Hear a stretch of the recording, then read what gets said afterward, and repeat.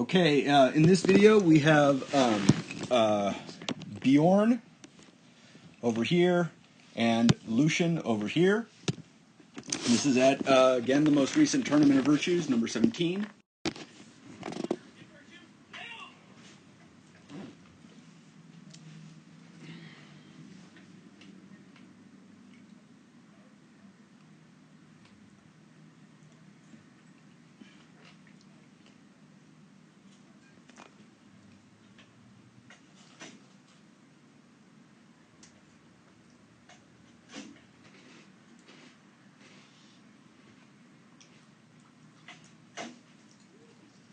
First of all, Bjorn, that helmet is ugly. It was just something to fight with. It was either that or no fighting. I mean, my first impulse is, it seems like you guys both want to fight at the exact same range. We've fought each other enough at practice that I don't like getting close to him because he throws a no-tell body wrap every time and it hits me on that side, so I don't want to get hit with that. Yeah. I don't like it. It's very uncomfortable. And But you're fighting with a different shield, too, Yeah, and you're that's able the to first pick it time up a with the lot wrinkles. better within your buckler. Yeah, the thing that I'm seeing, though, in all of these first passes, though, is there's a little bit of pre-programming going on about when you are initiating your passes. You know, basically, from the pattern that I'm seeing overall is you step in, you throw 2-3 shots, and then you're out, right? Drew and I were talking about that a lot. And so if that's a plan that you have going in, I'm going to go in, I'm going to throw 2 or 3 shots, and then I'm going to get out. That is basically you're already prescribing what it is you're going to do, rather than stepping into range and seeing what is actually there and then targeting it. Can I speak to that just a little bit? Because it's something I'm working on. So Duke Sean of Artemisia gave me some very similar feedback. And at first he was like, oh, you're trying to pre-plan your fight. You know, you need to adapt to the changing battle situation because as soon as your opponent moves, everything goes out the window. Yeah. And I was like, yeah, of course I know that, Duke Sean. I don't do that. And then I spent the next 2 weeks trying to like really challenge myself and say, if Duke Sean said I'm doing that, I probably am. So we talked about this drill that it might be germane to share, which he called it step, plant, throw. So like any drill, and I'll be glad to work this with you. We can take turns because obviously I need to work on it. I made a promise to him that I would train this. So the training dummy responds whenever you step from D range to C range, and that person performing the drill steps in, plants their feet, and based on the response, which is any sort of weird contortion, it might be a small little move, it might be a thrown shot, it might be anything, but the person doing the step, plant, throw move needs to step in with no plan, and then throw based on the opening they see. That in a way that leaves them in a good position. It's very simple, you might think that's what you do every time, but I think, okay, this time I'm going to try this combo on him. And then I step in and I try that combo, and they're not in the position I planned, but I still execute. And I think that's maybe some of what Helgi's talking about. So yeah. The other thing that I'm seeing, this is is an example of it where you're almost over blocking, and this is you just throwing a flat snap right here. You've caught the any flat snap he's going to throw, you're going to catch at this point. But here, your shield keeps going all the way up to there. Now, I look at that, and I'm going, oh. Yeah. Oh. Look at that belly. Look at that belly. use the fancy graphics. What do you want to hit, Helgi? Give me some of the baby back. Yeah. I want some baby back, That's what I want. Forget the helmet. That's the part that hurts. That's great. Yeah. It's probably because Lucian is showing that He's throwing the hand pump. That hand pump, it looks like it's going to be offside, so you want to get that high offside block with that small shield. But you know you have your sword there as well, so I don't know why you're also bringing your shield there at the same time. So you're basically keeping your sword there for a block, and you're bringing your shield all the way over. It's making it too easy for him to just drop if he brought it in close to his body and threw it in. So, yes, this drop right here, that's the read that you're getting that he's going high, right? Yeah. But, you know, the fast shot is going to be ahead is going to be that flat snap. But again, right at there. Yeah. Basically, you've Bam. taken everything you have, but because it keeps coming up. Yeah, no need to go that all the way up there. The other thing always to consider, always to think about, is that our shots don't end at the point of you hitting somebody. Mm-hmm. Our shots end after you've hit them and recovered back to your neutral position. And it looks like on this shot here, your arm takes a longer time to get back. It's what we were talking about on the way down. Yeah, we were talking about that.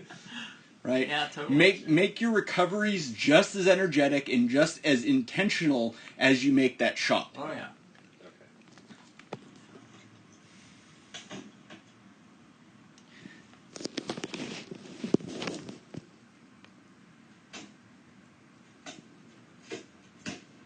I do have a question for you, Bjorn. When you back up, why do you back straight up? Why don't you back up at an angle? I think part of it's in my head. I think if I'm backing up, I can get the lean back and, further the distance between me and But them. if you back at an angle, you can put the shield between you and the sword. I and wasn't you saying can it get was the- right. I'm Oh, just yeah. saying, I think that's what's going in my head, probably. But yeah, I hear what you're saying. But if you're just moving in and back, like you step side to side when you engage, but then you go straight back instead of like going. Okay. So sort of that compass rose concept thing that we were talking about. Gotcha. Because if you watch when you engage, when you disengage, it's almost always straight back. Okay. He gets those two shots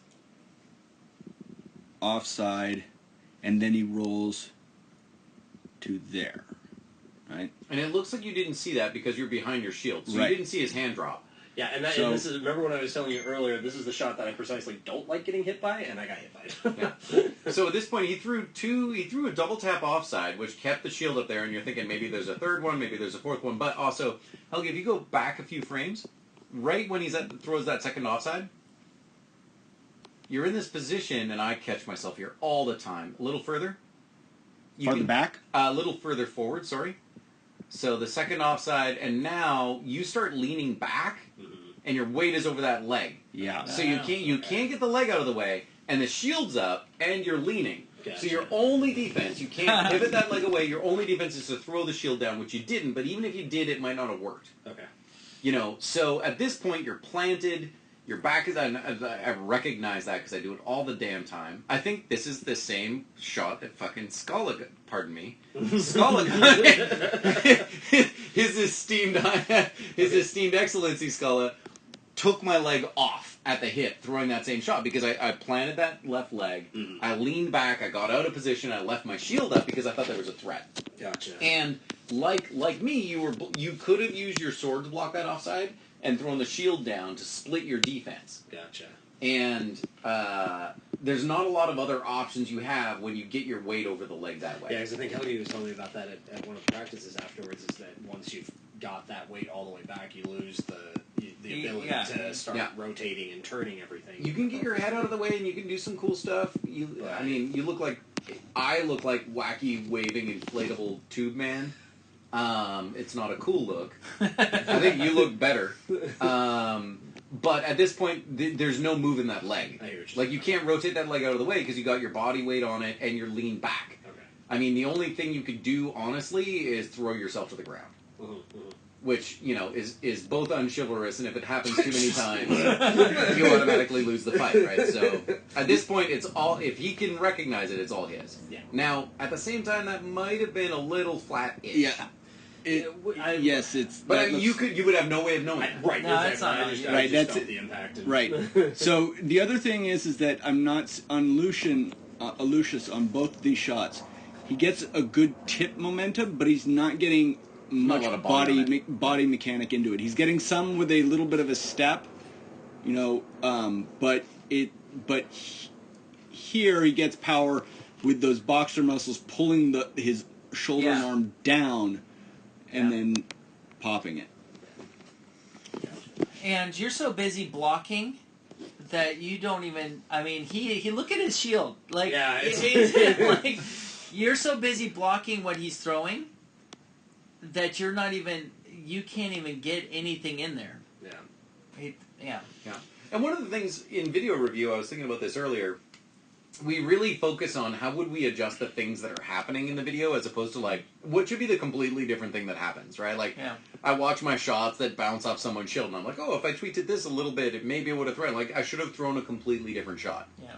Right. So in this sort of scenario, I don't know what the right thing to do would have been, but perhaps if you were to disengage and step way back with your left foot and throw an offside body right now. Right into that. Yeah. Right, so if you step way back, maybe out of range of his drop shot, duck, cross block, and throw a deep offside leg or deep offside body, instead of adjusting the little things you were doing, maybe that would have been the right, completely different approach to take. Sure.